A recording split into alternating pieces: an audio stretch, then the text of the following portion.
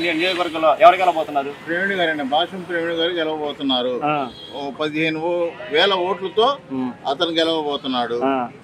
మరి ఇప్పుడు రాజధాని పరిస్థితి ఎలా ఉందంటారు? ఇక్కడ రాజధాని పరిస్థితి చంద్రబాబు గారు వస్తే చీకటి ప్రదేశం తొలగిపోయింది. చంద్రబాబు గారే రాజధాని, ఆయనే చేయగలడు. ఎవరి వల్ల కాదు, జగన్ వల్ల కాదు. ఇప్పుడు రాజధాని గురించి ఇప్పుడు ఆయన వచ్చి బ్రహ్మాండంగా చేస్తాను చెప్పి జగన్మోహన్ రెడ్డి ఏం చేయలేదు. శూన్యం కేసులు, సైకో పాలన, సైకో జగన్. ఆయన చేసింది ఏమీ లేదు, సున్నా. చెప్పండి. ఇప్పుడు పెదకూరపాడులో ఎవరు గెలవబోతున్నారు?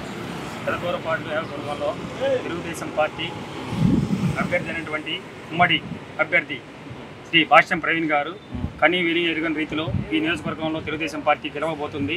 ప్రవీణ్ గారి గెలుపు కోసం ప్రజలందరూ కూడా ఎదురు చూస్తున్నారు. అంటే గతంలో ఇక్కడ దాదాపుగా వైసీపీ వాళ్ళు గెలిచారు. దీన్ని ఎట్లా చూస్తారు? వైసీపీ వాళ్ళు గెలిచారు. ఒక్కసారి చూడండి, ఒక్క అవకాశం ఉండనే నినాదంతో వైసీపీ గద్దెనెక్కింది. ఈ గత 5 సంవత్సరాల్లో కూడా ఈ వైసీపీ యొక్క అరాచకాలని, వాళ్ళు చేసినటువంటి ప్రజల ఇబ్బందుల్ని గుర్తించి ప్రజలందరూ కూడా అభివృద్ధి లేకుండా చేస్తున్నటువంటి పనులు చూసి ఇదిగో 10,000 ఇస్తాం మీరు బాగుపడండి అనే విధంగా జనాన్ని సోమరపోతం చేస్తున్నటువంటి విధానాన్ని వ్యతిరేకిస్తూ ప్రజలందరూ కూడా మాకు అమరావతి ఏకైక రాజధానిగా కావాలి, ప్రజలందరూ కూడా అభివృద్ధి కోసం చంద్రబాబు గారు వచ్చి ఇక్కడ ప్రవీణ్ గారు వస్తే అభివృద్ధి అనేది ప్రతి ఒక్కరికి అందుబాటులో ఉంటుంది. ఇక్కడ మన పిల్లలకు కానీ భావితరాలకు కానీ భవిష్యత్తు ఉంటుంది. రాజధాని అయితే అనేక విధాల విద్య, వైద్య మరియు ఇసుక రంగాల్లో కూడా ఫ్యామిలీలకు కూడా అనేక విధమైన అవకాశాలు కలుగుతాయి. కాబట్టి అందరూ కూడా అభివృద్ధి కావాలంటే చంద్రబాబు గారు రావాలి, ప్రవీణ్ గారు రావాలని సార్. గత 5 సంవత్సరాలు చీకటి పాలనగా చెప్పుకోవచ్చు రాష్ట్రానికి జగన్మోహన్ రెడ్డి పరిపాలన. చీకటి పాలన అంటే ప్రజలందరూ కూడా వ్యతిరేకించారంటే చీకటి పాలనని మనం కూడా భావించాల్సిన అవకాశం ఉంది. ప్రజలందరూ ఈ రోజు వ్యతిరేకించి ప్రజలందరూ కూడా తెలుగుదేశానికి బ్రహ్మరథం పడుతున్నారంటే దాని అర్థం మనందరం కూడా తెలుసుకోవచ్చు. ప్రతి ఒక్కరు కూడా మార్పు కోరుకుంటున్నారు. మార్పు కోరుకుని అభివృద్ధిని కోరుకున్నారు. అభివృద్ధి ఒక్క బాబుగారితో సాధ్యం. ఈరోజు మనం హైదరాబాద్ చూసుకున్నట్లయితే కనీ వినియోగంగా బెంగళూరుని కానీ చెన్నైని కానీ కూడా వెనక్కి నెట్టి హైదరాబాద్ ప్రథమ స్థానంలో ముందుకు వచ్చింది ఈ సౌత్ ఇండియాలోనే. అదేవిధంగా ఇక్కడ సౌత్ ఇండియాలో మళ్ళీ ఆంధ్ర రాష్ట్రం అనేది ఎంతో వెనకబడి ఒక 20 సంవత్సరాలు వెనకబడిపోయినటువంటి పరిస్థితి మనం గమనిస్తున్నాం. ఇక్కడ మళ్ళీ పూర్వ వైభవం వచ్చి మనం కూడా అందరం కూడా అందుబాటులో ఉండి అందరికి కూడా అభివృద్ధి అనేది జరగాలంటే తెలుగుదేశం పార్టీ అధికారంలోకి రావాలని కోరుకుంటున్నాం. అంటే సార్ మీరు చెప్పండి సార్, అంటే కారణం ఎందుకంటారు? ఏంటంటారు? జగన్ చేసిన వాళ్ళకి వ్యతిరేకం. గెలిచినా అంతా డబ్బులు పెట్టాలి, వాళ్ళు పెట్టాలి, వీళ్ళు పెట్టాలి. జగన్మోహన్ రెడ్డి యొక్క పరిపాలన ఎలా ఉందనుకుంటున్నాను. గతంలో కూడా నేను ఆమె ఇక్కడ మొత్తం ఆయనకి గెలిపించినట్టున్నారు కదా. కానీ ఎక్కువ శాతం మాత్రం ఏసీకి గెలిపించారు వాళ్ళ నాన్నగారు మొహం చూసి.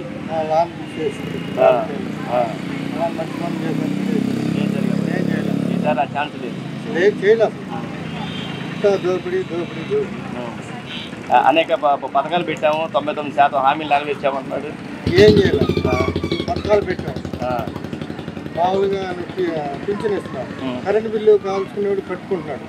కరెంట్ బిల్లు ఎక్కువ వస్తుంది తీసేయడం పథకేనా? దానివల్ల కొంత ఇంకా రాజధాని విషయం ఏంటి? రాజధాని ఆగం చేశాడు. రోడ్డు పరంగా స్టోరేజ్ కట్టుంటే విద్యుత్ కట్టుంటే ఆఫ్ చేశాడు. చంద్రబాబు కట్టింది ఆఫ్ పంపించాడు. స్టాక్ ఆపాడు. స్టాక్ వేసినట్టు నీళ్ళు ఉండేవి, నీళ్ళు రాజధాని బ్రిడ్జి. పోలవరం ఏముందండి గౌరవంగా స్టాక్ వేసి కట్టుకుని నీళ్ళు ఉంటాయి. రాజధాని వరకు పోయింది. పింఛన్ అంత మోసం. 300 కట్టుకుంటాడు. కట్టపోతే పింఛన్ తిరుగుతున్నావుగా, పింఛన్ ఎత్తైతే వాడికి ఆలోచన లేకుండా పింఛన్ తీద్దాము. అంటే ఒక పక్క ఉండేవారు రేట్లు పెంచుతున్నాడు, ఒక పక్క ఉంటేమో పింఛన్ తీద్దాం. అది ఏమి లేనోడికి అది మంచిది. ఉన్నోడికి ఇస్తున్నా పలుకు పడుతూ పింఛన్ కాపించుకున్నా టెక్నాలజీగా ఊరిపోతాం. ఈసారి ఇక్కడ భాషం ప్రవీణ్ గెలుస్తారు కదా, కంపల్సరీ ఆయన గెలుస్తారు. పెదకూరపాడు నియోజకవర్గం నుంచి గెలవబోతున్నారా? మేమే గెలిపిస్తాం. మా భాషం పేవెన్ అనే వ్యక్తి ఒక వ్యక్తి అన్నని దగ్గరుండి గెలిపించి చూపిస్తాం. ఈ నంబూరి శంకరాన్ని ఓడిపించి మేము భాషం పేవెన్ని గెలిపిస్తాం. అది కంపల్సరీగా పక్కాగా. పెదకూరపాడు నియోజకవర్గం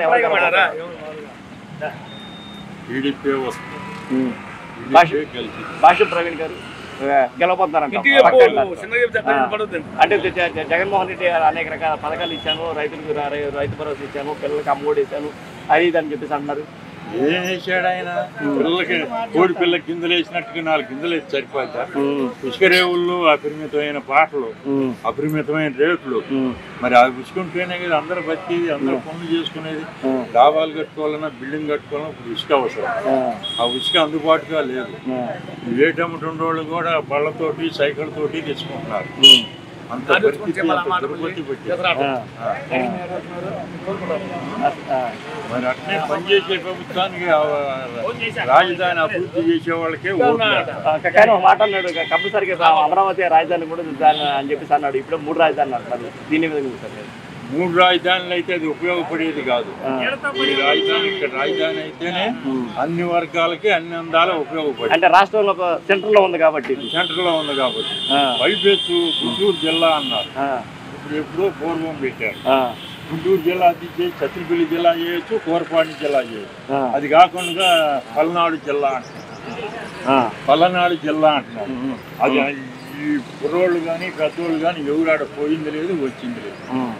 మరి ఇవాళ పల్నాడు జిల్లా అంటే ఆడికి ఎవరు పోతారు, ఎవరు వస్తారు? మరి ఈ ప్రాంతంలో కోటి జిల్లా చేయొచ్చుగా. అది కాకుండా ఎక్కడిదో పల్నాడు జిల్లా. రాష్ట్రంలో ఏ ప్రభుత్వం వస్తుందని చెప్తారు? రాష్ట్రంలో ఏ ప్రభుత్వం వస్తుందని చెప్పారు? చంద్రబాబు నాయుడు ప్రభుత్వం వస్తుంది. చంద్రబాబు ప్రభుత్వమే వస్తుంది. అదే వచ్చింది. అది వస్తేనే పిల్లలు పాపలు అందరూ కూడా వృద్ధి చెందుతారు. ఇవాళ జరిగేది కాదు. ముందు భవిష్యత్తులో, ఈ 5 ఏళ్ల భవిష్యత్తులో ఏం జరగబోతుందో, ఏం కాబోతుందో అదంతా చంద్రబాబుకి మెదడులో ఉంది. వీడికి మోకాల్లో కూడా లేదు. మేము అతిగా వ్యాపారం అండి, అసలు వ్యాపారాలు లేవండి.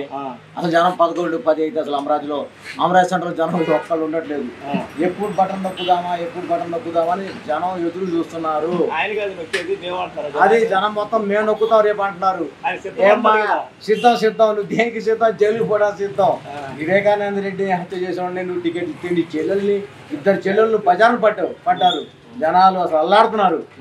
ఏంటి ఒక మాట అంటారు, నా కుటుంబాన్ని విడదీశారని. ఎవరు విడదీశారు?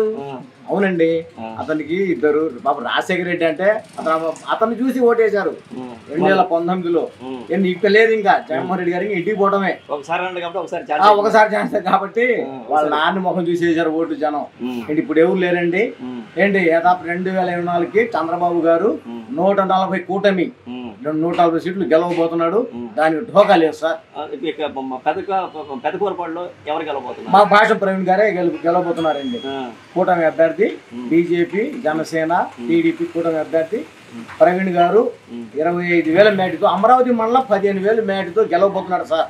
అమరావతి మండలం ఊరికే చెప్తున్నారు, ఛాలెంజ్ గా చెబుతున్నా. అమరావతి మండలం 15,000 వస్తున్నాయి. మిగతా మండలాలు కూడా సార్కి బ్రహ్మాండంగా ఉంది. నేను తిరిగి వచ్చాం, మేము బాగుంది. మన క్రోజూరులో పాపం మన పార్టీ ఆఫీస్ తగలబెట్టి అక్కడ కూడా పోయాం. అక్కడ పోతే ఏముంది, మొత్తం గాలిపోయి బూడిదలైంది. ఏం సార్ ఇది? నాకు 50 సంవత్సరాలు వచ్చినాయి, ఇటువంటి పరిస్థితులు ఎప్పుడు చూడలేదండి. సార్ మీరు ఒక విషయం చెప్పండి సార్. మీరు కృష్ణా నది ఒడిలో ఉంటారు. గతంలో బాబు హరాయంలో ఒక 800 రూపాయలు పెడితే మీకు ట్రక్ వచ్చేది. ఇప్పుడు పరిస్థితి ఎలా ఉంది? ఇప్పుడు పరిస్థితి నా లెటర్ కట్టుకోవడానికి 5,000 అండి. ఒక్క ట్రక్ ఇసుక 5,000 అమ్ముతుంది. అప్పుడు బాబు గారు హయాంలో నేను ఇల్లు కట్టుకున్నా. అప్పుడు అంతా 4-3 లక్షలు అయిపోయింది. ఇప్పుడు సామాన్యుడు ఇల్లు కట్టుకోవాలంటే 15-20 లక్షలు అవుతుంది. ఏది మొద్దు కొట్టుబడే టాపీ మిషన్లు. ఏం అబ్బాయి కూర్చున్నారంటే పనులు లేవు అబ్దులన్నా, పరిస్థితులు బాగలేవు. ఏంటి కనీసం మాకు 500 పని చేద్దాం అంటే పనులు లేవు, ఇసుక దొరకట్లేదు. పరిస్థితి తారుమారు ఉంది సార్ అంటుంటారు. గట్టిగా మాట్లాడాలనుకుంటే కేసులు పెడుతున్నారు. ఈ జోపు ఎందుకని ఒకసారి నేనే మాట్లాడా. ఏంటి నీకెందుకు నట్టిగా వ్యాపారం చేసుకోవాలి అంటారు ప్రతి ఊళ్ళు. అది మన టీడీపీ అంటే అభిమానం అండి. చంద్రబాబు మా నాన్నగారు 85 నుంచి ఏంటి మాకు కూడా 50 సంవత్సరాలు వచ్చింది. కానీ ఒక మాట అంటున్నారు సార్, బీజేపీ కలవటం వల్ల మైనారిటీ ఓట్లు పడవనే ఒక మైనారిటీ ఓట్లు కానీ ఎస్సీ ఓట్లు కానీ పడవనే ఒక మాట ఉంది. కానీ ఇది ఏంటంటే మొత్తం గోల్ చేసుకుంటున్నారు.